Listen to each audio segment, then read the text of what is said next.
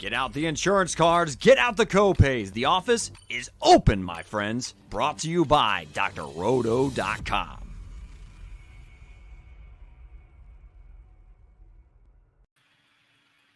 What is up, and welcome in. We are the One and Done Show. We are your fast break of college basketball information. I am your host, Eric Romoff. You can catch me on those Twitter streets at FantasyNav.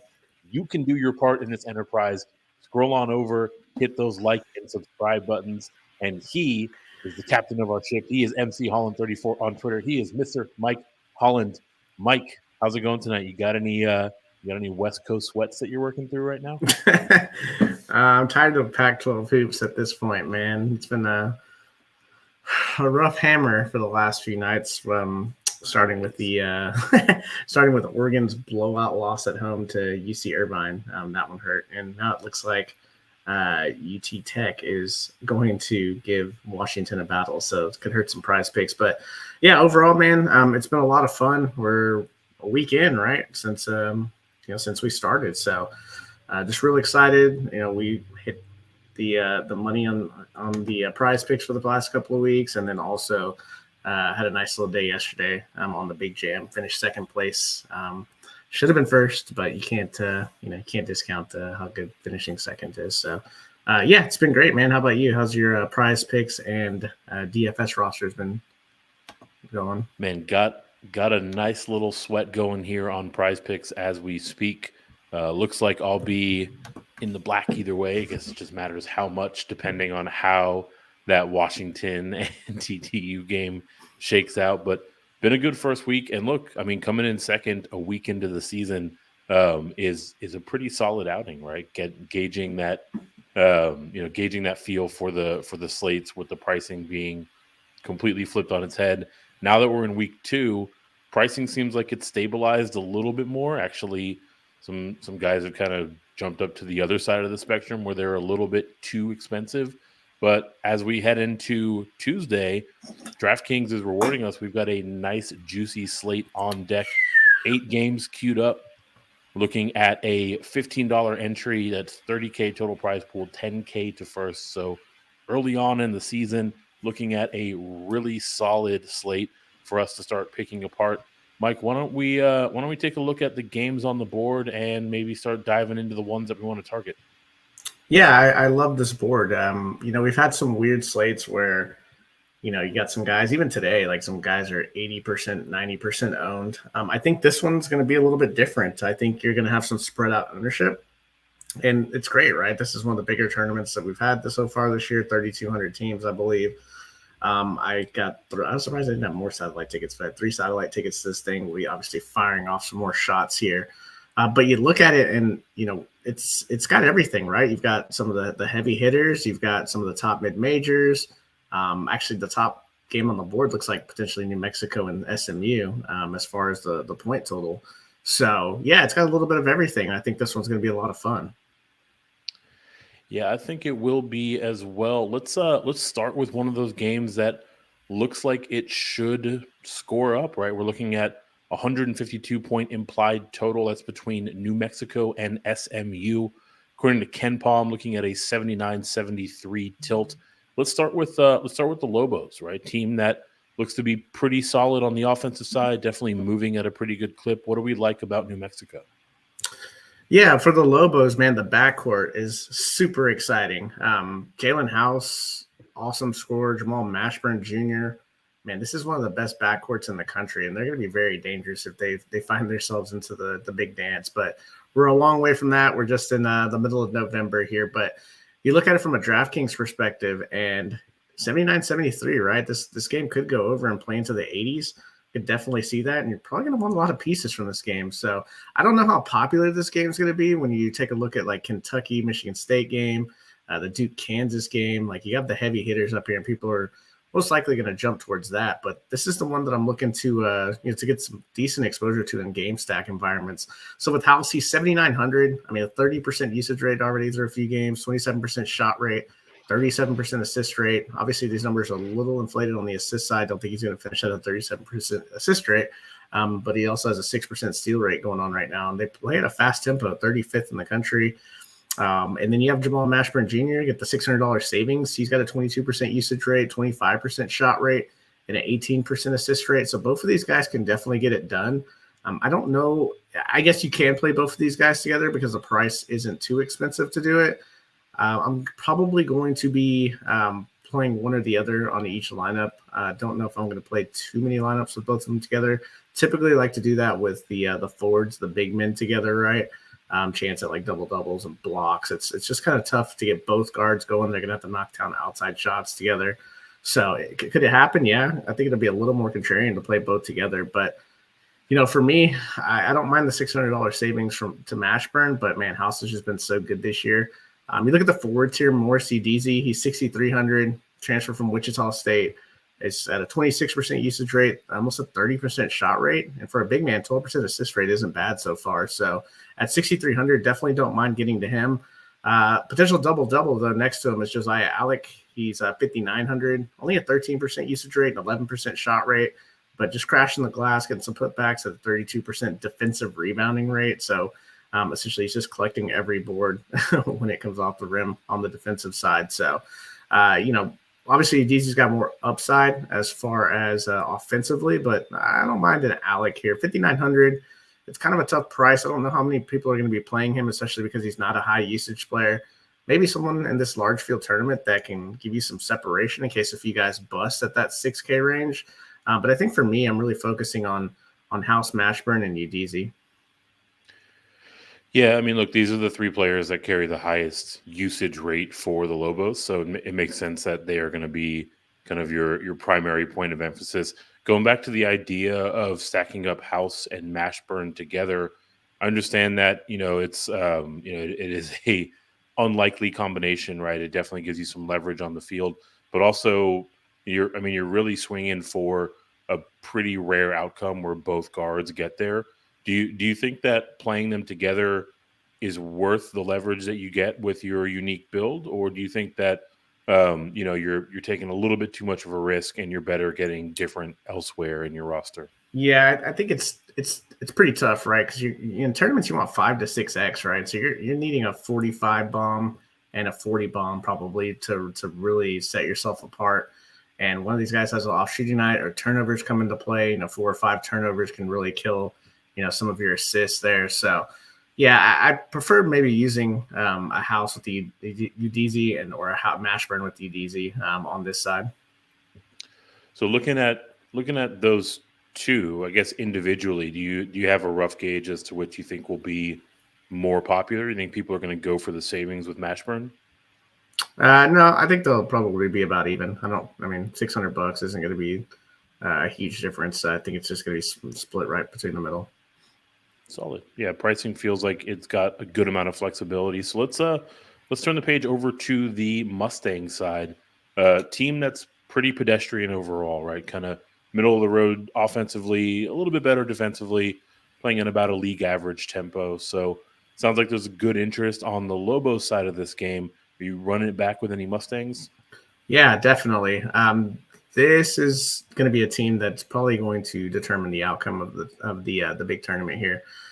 Almost an 80-point implied total, and really the most expensive player that you want to play is 6,200. So, man, give me 2 or 3 of these guys. You look at Odigi, he's got a 26% usage rate, 28% shot rate, almost a 40% combined rebounding rate, and even chipping in a 10% assist rate. So he's definitely a nice play. Samuel Williamson, man, I'm glad that this kid's balling out. The usage rate, not very high, 17%. Still got a 20% shot rate, but getting it done everywhere. Rebounding rate's nice. Assist rate is nice. Blocking some shots. He was a high level recruit. When he went to Louisville, it just really didn't work. Now coming over to SMU, man, he could be poised to be one of the breakout players this year in college basketball. So definitely looking to get a lot of exposure to him at 5,600. You look at the 2 guards too, right? These are high usage guards, 25% for Zach Noodle and Zurich Phelps, a 30% usage rate. Man, that's some pretty high usage rate for a team that is going to score roughly 80 points. So definitely don't mind. And both of them have high shot rates over 25%, right? Phillips gives you a little bit more on the assist side. So these 2 right here, like I said, playing them together, I always like the guard forward combination. If I do stack, it's usually the forward. Two guards, it's just kind of tough, man, because you need both to, like we just talked about. It's a little bit easier with these guys on this side, obviously, because you're only needing, 25 to 30 essentially from one and 25 maybe from the other to really make it work. Yeah, I mean, look, as you're kind of walking through the players on the SMU side, you're making a super solid argument for why they should be targeted, right? They're in a pace-up game against a team that isn't great defensively, and they're projected to score almost 80 points. And for me, I mean, Phelps is really the one that jumps off the page there, not only because he has a really high usage rate, but he's got a really high assist rate, right? Pushing 17%. So, even if it's not his night to fill it up, he's probably going to be dishing out a few more dimes as his teammates do. Is this a game singularly that you're looking to really kind of overload, or are you looking more at kind of a 2x1, 1x1 sort of setup? No, I like the 3x2 or even the 2x2 in this one. So yeah, the pricing here, man. I mean, if this game goes, let's just say it goes 83 to 79, like there's going to be a lot of these guys in here with no one over 8K that is going to absolutely smash. So you can see 2 or 3 guys smashing, and then even a couple more guys potentially getting there. So yeah, it's one of those games. If it goes under though, man, it's gonna feel pretty rough. But it's a chance you're willing to take, right? Yeah, I mean, look, you're getting that leverage right off the top. So if we're looking to fill a good 50+% of our lineup with guys from this first game, let's start rounding out that back half. Let's move over to Northwestern and Georgetown. Game that's projected to be pretty close, 1-point game. Right now, Ken Palm is looking at a 72-71 projection in favor of Northwestern. So let's start there with the Wildcats. Okay offensively, pretty stout defensively, play at a pretty slow pace. So what is it that jumps off the page, either from a pricing or an ownership standpoint for Northwestern? Yeah, I love the pricing standpoint. Their top player is 6,900, and then I also like the tempo. They're going to be paced up, right? Georgetown plays a top 100 type tempo, so you're going to get more possessions for this team than they're used to getting.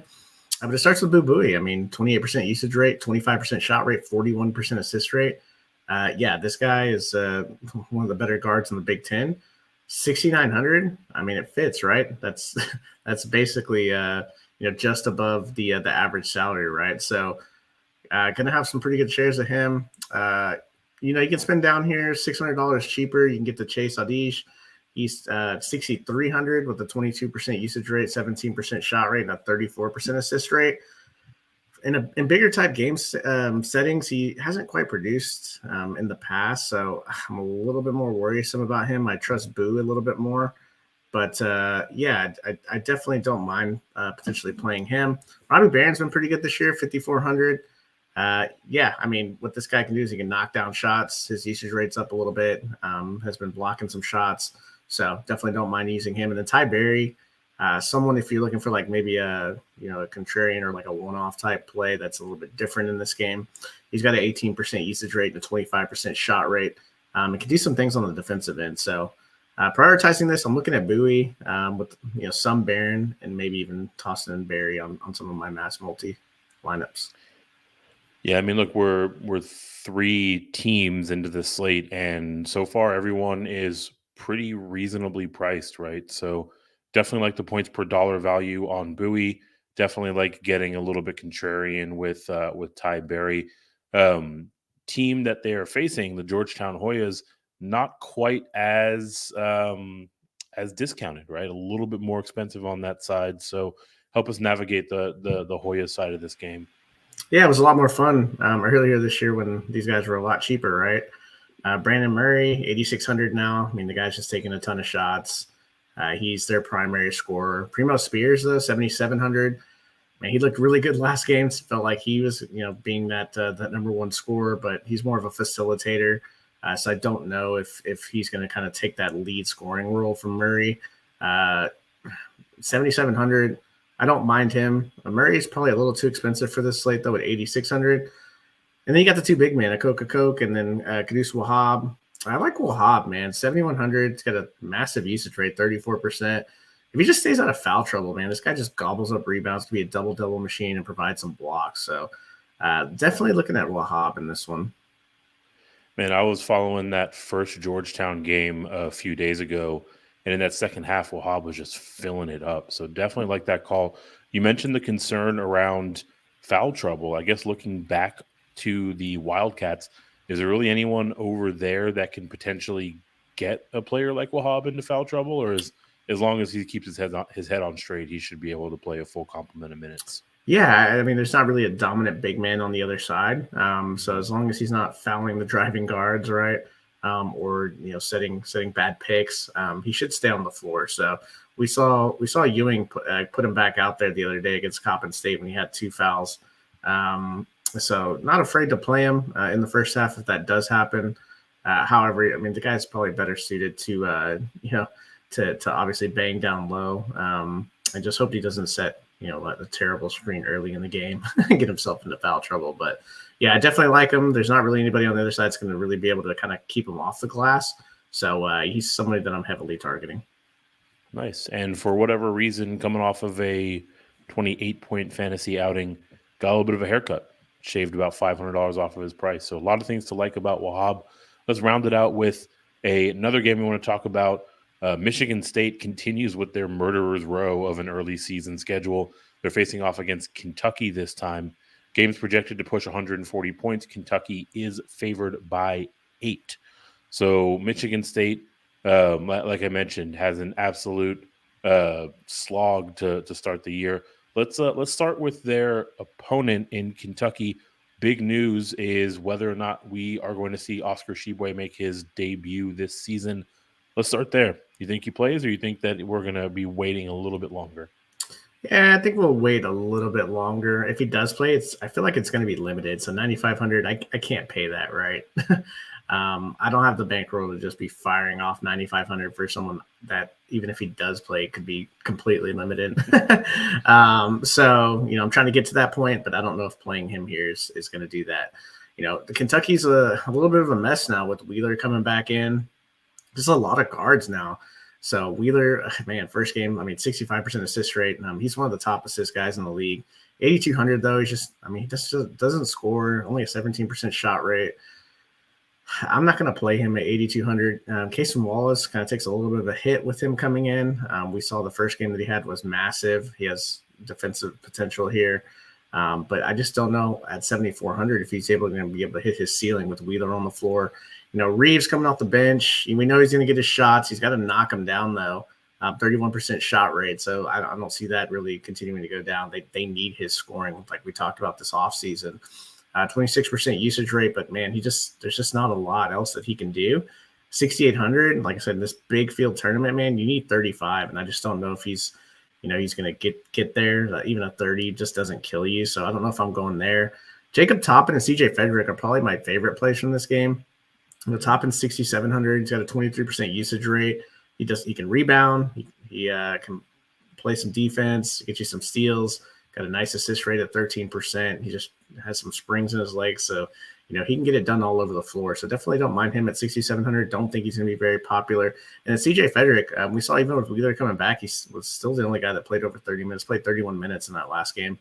So a 16% usage rate. Really has to knock down shots though to really make it happen. He's got to count on that 3 ball at 4,900. He's going to have to hit probably 3, maybe 4 threes in a tournament to help you win, while creating a few rebounds and dishing out a couple of assists. Man, that's going to be a tough out coming up against these Spartans because they are pretty stout defensively. I think you might have answered my next question when you were talking about Toppin, but every single time that Kentucky is on a slate, they generally have some of the more popular players. Are you getting leverage on the field simply by fading Kentucky players, or are you looking more so on some of their off-the-radar guys like a Jacob Toppin to get a little bit of leverage? Yeah, I'm looking at Toppin, Frederick. That's probably the 2 guys that I'm going to go with, and going to be mostly looking at the other side here. Well, let's jump into that other side. Like I mentioned, Michigan State Spartans are carrying a 66-point implied total. Really solid team, right there. They've come in off of some tough losses, but 36 in offensive efficiency, 25th in defensive efficiency, right about middle of the pack in tempo. So a lot of things for Tom Izzo to like. What is it that you like about the Michigan State Spartans on this slate specifically? Yeah, their pricing, right? It's not bad for a team that could score 70 in this game. And, Hauser's the most expensive guy. I'm not interested in him. He just doesn't do much defensively.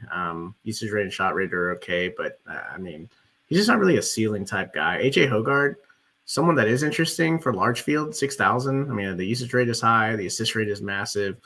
Like, the guy can get it done, but the thing is like, does Izzo trust him for 30 minutes? That's just one of the things we'll have to see. I'll fire a couple of bullets at him, but the two guys I'm really looking at, Malik Hall, 4,700, just does a bunch of different things. He's really going to have to play well in this game. Michigan State's going to have a chance. And then Tyson Walker is 5,500. He kind of does, runs the offense here and does a little bit of everything as far as shot rate, 18%, 22% assist rate, and he's really the only player playing like heavy minutes. Other than that, everyone else is kind of getting under 80% of the minutes. So, Walker's going to be on the floor. And at 5,500, I don't mind him.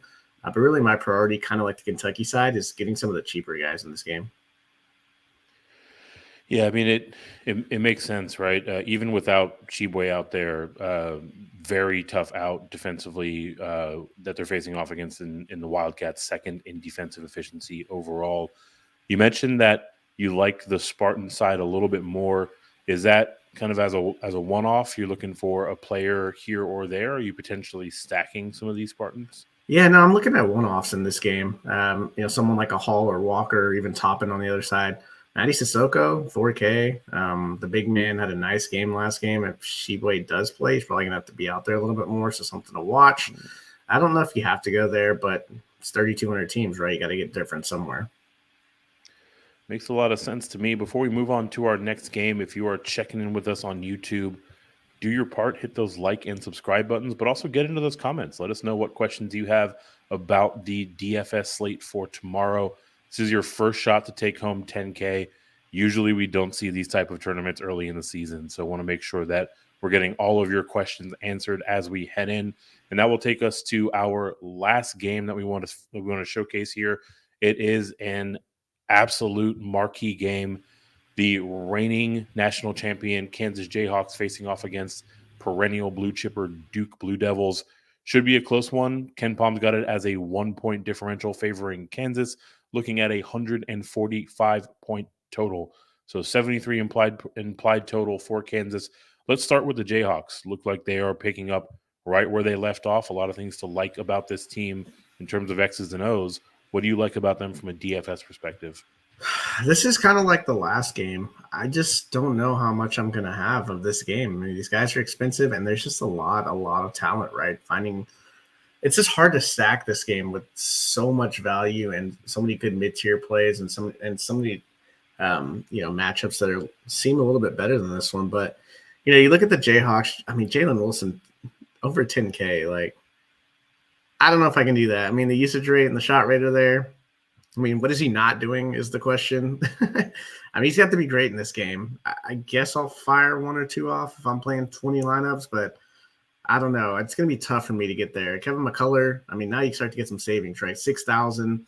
She's getting a 22% usage rate and almost an 18% shot rate. You can do a bunch of different things and grab you some assists and, block a shot or two, grab some steals. Don't mind it. I just don't know if he's a ceiling type play. Grady Dick is going to have to score. Like, he's scoring dependent. 5,700. I don't know. Duke, Duke's got some great athletes on that side. I don't know if he's someone that can go off for 25 real points. So I'm probably off on him. DeJuan Harris is the one guy that I am looking at just because he has so many outs. The usage rate is a little bit lower than we'd like, but still an 18% shot rate, which is okay. The assist rate's at 32%. The steal and block rate, block rate's at 7% for a guard. That's pretty ridiculous. He's just, he's one of the best defensive players in the country. 5,300, if he just does a little bit of scoring, knocks down a few threes, and then hands out those dimes, those defensive stats can get him there. So I don't mind. And then there's KJ Adams. He's 4,500. I don't know if I can get there. He's just not that involved offensively, but he's different, and he's in this game environment, right? That should be pretty good. So could you rip off, something like, 8 points, 10 boards, and like 3 blocks? Yeah. We could see that happening. He's also got a 14% assist rate. So maybe chipping a dime or two. I don't know that you have to go there. I just don't know. So on the Kansas side, I mean, really, it's DeJuan Harris and maybe firing a bullet on Jalen Wilson and Mass Multi. So with Harris, I mean, you mentioned a 7% block rate out of a guard. Like, it feels like 3 or 4% block rate out of a guard is astronomical, right? Do you think that he maintains that, or you think that's kind of a small sample size, only a few games under the belt, and it'll kind of regress back to that sort of 2 to 4% range? Yeah. I think he's going to be a 3 or 4% block rate guy, but yeah, that's a little out of control. But man, I mean, the guy can rack up 12 to 14 fantasy points in just defensive stats alone, and that's why he's on my radar. Man, love it when you get a guy in this kind of low mid tier that just has so many outs. So DeJuan Harris, definitely a name to circle. On the other side of this game, Duke Blue Devils are coming in with a new head coach. They're holding the clipboard, but picking up right where they left off, at least in terms of how they're performing on the court. 4th in offensive efficiency, 34th in defensive efficiency. Another blue chip program that has some pretty expensive plays. So how are you piecing this one together for the Blue Devils? Well, I'm not touching Jeremy Roach. He's 8,100. It's just too expensive for me. He's just not really a ceiling player. We just never see it. He's not someone that's going to go get 24, 7, and 8. You know what I mean? So I'm just not going to pay 8,100 for him. Kyle Filipowski, I hate that Derek Lively's back. If Derek Lively wasn't back, Filipowski, I'd probably just lock him in even at 8K. The usage rate is massive, almost 26%. The shot rate 26%, 50% combined rebounding rate, and an 8% block rate. And he shoots threes, that bonus on DK, right? He can knock down a couple of threes. Love it. We'll have to see, though, how Lively affects this. We saw him a little bit more last time, with Lively. So we'll have to see. It's more of a game-by-game situation. So I'll have a few shares of him. Lively, came in, played a decent first game. 17% block rate in the first game, right? So we'll see if that's I don't think he can maintain that, but it was pretty funny to see. So for me, I'm looking at Filipowski, but really Mark Mitchell at 6,700. He's just a Swiss Army knife, man. He just does everything. The usage rate is good, really good shot rate, 20% assist rate, has a plus sign here on block and assist and steal rates. So a bunch of different outs for him, but man, these 2 games that are going to be very, very popular, the heavy hitters and the people that, you're playing in these tournaments that, want to get these guys in. It's just, I don't know if we want to get there on these guys. I'd much rather look at the Northwestern Georgetown game or the, SMU New Mexico game, or even, some of these guys from some of these other games. I mean, Memphis St. Louis can be a lot of fun. San Diego State side is going to be a lot of fun. So I'm just going to have some small exposure. I'm not going to have too many game stacks on either one of those 2 top dog games. So definitely get the game theory of trying to avoid these more popular games. But I guess sort of setting that aside, just from a dollars and cents standpoint, I think I got a gauge of how you're going to answer this. But Jay's checking in. He wants to know, for Kyle Filipowski coming in at 8K, do you think that is a worthwhile investment? Is that a good points per dollar option? Yeah, if I had ownership projections, if he comes in sub 10%, then fire him up. If he's more than that, I mean, it's 8K and Lively's back, so it feels like his upside's a little bit capped there. And Michigan State, I mean, they're a tough defensive team, right? I don't think we're going to see, Kansas tough defensive team. I just don't know if we're going to see a shootout in this one. So this game could very well play into the high 60s, if not the low 70s, which is projected. Makes good sense to me. Those are our showcase games that we're really going to build around, but there are still several other plays and players that should be in the pool. Mike, why don't you close this out here? Almost kind of rapid fire style.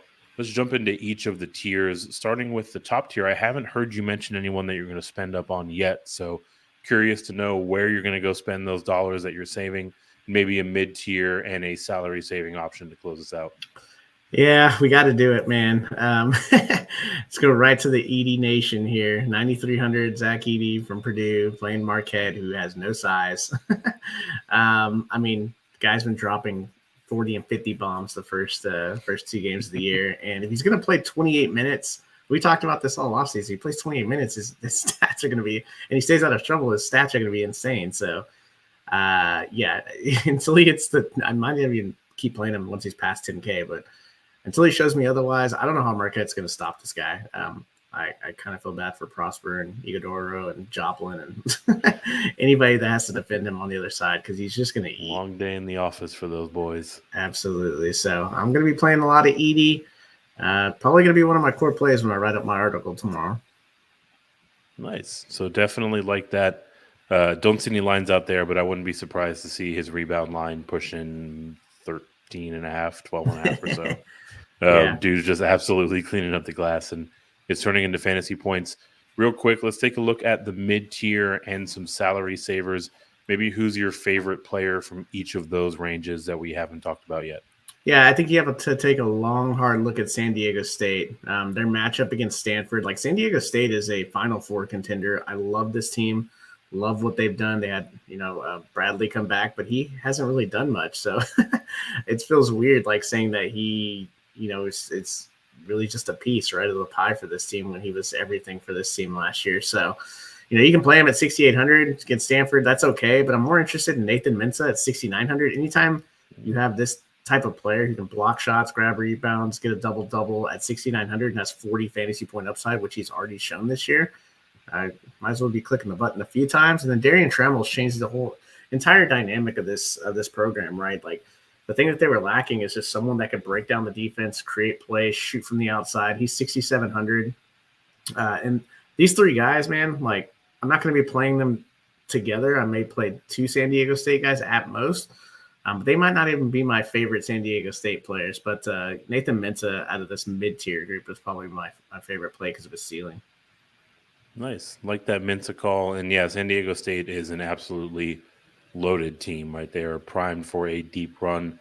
Last category, some salary savers, right? You're paying up almost $9.5K for Edie. Need to get a little salary relief. Where are you going for these dollar dandies? Yeah, I mean, I guess we got to go over to Marquette. Tyler Kolek is 6K, but I'm not playing him because he can't score. I'm not paying 6K for somebody that can get assists, and I hope he gets some steals against a pretty good Purdue team. I'd rather play some of these other guys and pray that they don't get into foul trouble. You got Omax Prosper at 4,800. You got Oso Ighodaro at 4,700 and Cam Jones at 4,500. Those are basically their three best players. So I'm going to be round robin style these guys into my lineups. Really like Cam Jones. I feel like he's the breakout candidate on this team. We talked about it this offseason. And, he didn't shoot well last game, and he's still scoring, high teens, low 20s in fantasy points. So knocking down some shots here, hitting a few three balls, you get into that 25 spot at 4,500. You got to really like that. But my favorite low-budget play here is Jaden Ledee, someone that we talked about this offseason as a breakout candidate. And, yes, he looks really good, 23-6 last game. He's 4,300 in this matchup against Stanford. So I'm definitely going to have a lot of shares of him. He's probably going to be one of my core plays. But you got to look at this Memphis St. Louis game as well. Like, these aren't the, they're not high end dollar. They're not the cheapest, but this mid tier is still nice. And you got Javon Pickett, who can really score. Javonte Perkins, who can really score, plays guard forward. They're both 6,200 and 6,000 respectively. And the Khalif Battle from Temple, the guy is an all conference type player, and 6,200 against Vanderbilt. You got a lot of price savers here. I think a balanced build is the way to go, and I think a lot of people might try to jam in some of these expensive options from Michigan State, Duke, Kansas, Kentucky. So that's where I'm looking to really build my lineups. Yeah, you hit the nail on the head, right? Anytime that there are these preeminent programs available on a slate, you always see ownership slide that way. You alluded to it a couple times, but the One and Done Show is not the only place where you can find all of Mike's fantastic insights on the college basketball slate. Best place to get all of his in-depth analysis, all of his written work is over at drroto.com. You can get yourself subscribed. That gets you access to our members-only Discord. Not only do you have Mike's written work there, you can actually chat with the man himself as we're heading into lineup lock. He's in there dropping prize picks every single day. The CBB Discord is absolutely club dub over at drroto.com. So make sure you get yourself signed up, get into that Discord, and let's get this bread. Thanks for stopping by the office. Get your fantasy prescription by subscribing to the channel and checking out drroto.com. And until the next visit, be well and take care.